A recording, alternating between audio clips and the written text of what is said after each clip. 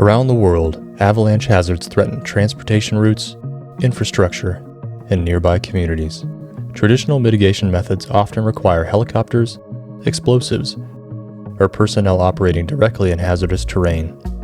Instead of waiting for disaster to happen, avalanche control programs proactively release unstable snow under controlled conditions. The objective is simple: release the risk before it becomes a disaster. Developed by Drone Amplified, MONTIS enables operators to deploy explosive charges from a safe standoff distance.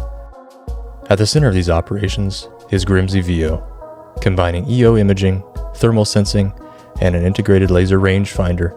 VIO provides the visibility and precision needed to safely execute missions in challenging alpine environments.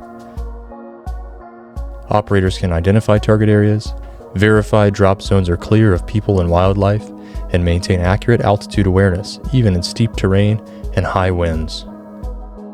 In the case of the avalanche, being able to have that laser rangefinder that's gimbaled is critical because that helps us know exactly how high we are, even when the drone's tilting from high winds or in steep terrain.